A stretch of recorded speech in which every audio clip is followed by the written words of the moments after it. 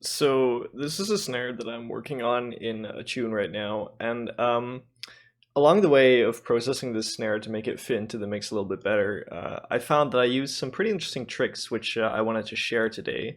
The most important one is separating the transient and the tail of the sound and processing them separately.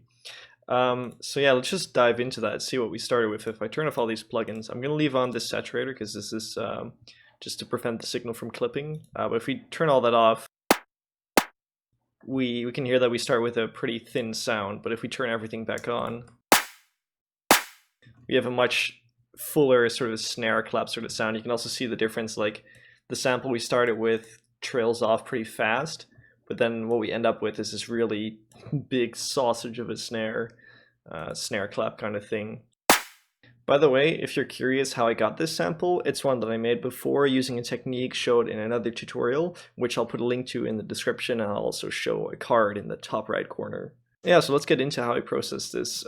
So the first and most important thing is I wanted to start with some saturation, because I could hear that if I really crunch up the sound with a saturator, that it sounded really nice, but it was losing a lot of definition on the transient.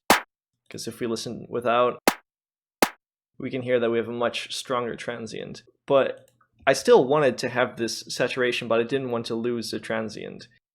So I use this transient separator device, and basically what this does, and I'll show you exactly how to make this, is it separates the signal into two chains, one containing only the transient and one containing the rest of the sound. So if we turn off all these plugins, we can just solo these and listen. That's just the transient, and that's pretty much everything except for the transient. And when you put them both together, you have the exact same sound that we started with.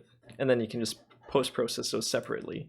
So the way you would make a device like that is you would start with an audio effect rack. And in here, we're going to create two chains. One for the transient and one for the tail. Now what we're going to do is we're going to start with a tail, and we're going to grab a transient shaper plugin. I like to use Transpire. It's a very nice free transient shaper plugin, and I'm going to drag it into the tail channel here.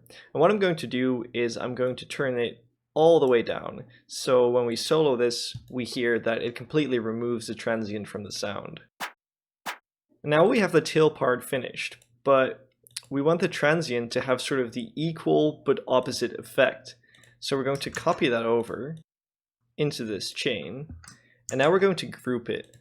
And what we're going to do is in here, we're going to create another chain. On the chain with the transpire, we're going to put a utility and invert the phase of the signal. So what this is going to do is it's going to use phase cancellation to basically remove the tail while keeping the transient intact. And that's exactly what we can hear. When we listen to this, it's a very short click and nothing else. When we listen to this, it's only the tail. So at this point, we have these two channels, transient and tail, and we can mess with the relative volume of each of them, or we can apply different EQ settings to them. And I found this to be a really powerful way to shape your drums. So a lot of times when designing drums, I find that I want to really change the character of a sound. So I'll use some kind of really extreme distortion or some other type of processor. And in general, I'll like the result, except that it kind of ruins the transient. Or maybe the transient pops out very nicely, but the body of the sound is pretty much ruined. And I just find that having a rack like this is a very easy way to process the transient and the tail separately. So I highly recommend making something like this yourself and saving it. Hey, it's Thilk from the future. I just wanted to quickly jump in and let you know that I've uploaded the transient separator device into the samples and plugins channel in my Discord server. You can just go ahead and download it. You can find it in the pinned messages. Make sure you have the plugin Transpire, otherwise it won't work. So to get back to the sound that we started with, you can see that I did a couple things. On the transient, I did a bit of EQing, because I wanted those mids to come out way more. And I also felt like the sound in general needed a bit more punch and a bit more power. And then on the tail, I have this really gnarly distortion. You can see that I drive it in with 15 dB worth of gain, followed by a little bit of EQ in the top end to kind of brighten up the sound. So all of that combined creates a sound that's a lot thicker, sounds a lot more compressed and dense, but it didn't lose the definition of the transient, which is really nice because then it's so much easier to hear it in the mix when it has a strong transient. Now at this point, I was pretty happy with the sound, but I just wanted more top end, so that's exactly what I did. And you can really hear that adding this huge EQ boost makes it sound kind of closer to a clap. And then from there on, I wanted to add a little bit of reverb because the sound is very dry right now. Now with the reverb, I used a similar trick. I've showed this before in my snare drum synthesis tutorial, where basically I have a dry and a wet chain, and on the wet chain, I remove the transient, again with transpire, before sending it into the reverb.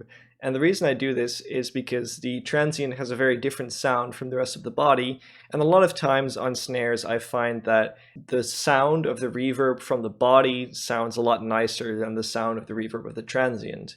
So if we listen to just the reverb, it sounds like that, but if we remove the transient shaper, it has a lot more of a sharp edge to it. It has a lot more of a transient.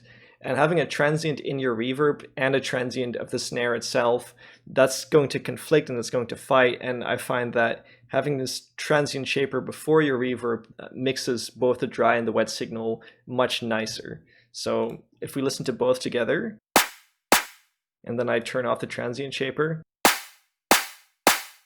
we get a much denser sound, which is not necessarily what I want because I want this reverb to be kind of further to the back. So yeah, that's how I process the transient and the body of the sound separately, which gives me a lot more flexibility in terms of shaping the drum sound and making it fit into my mix. If you feel like you learned something, please consider subscribing or joining my Discord server. I post samples I make there from time to time, so you can download this sick pan snare and use it in your new Neuro tune or whatever. And yeah, more to come on this pan snare later. Thank you very much for watching, and bye-bye.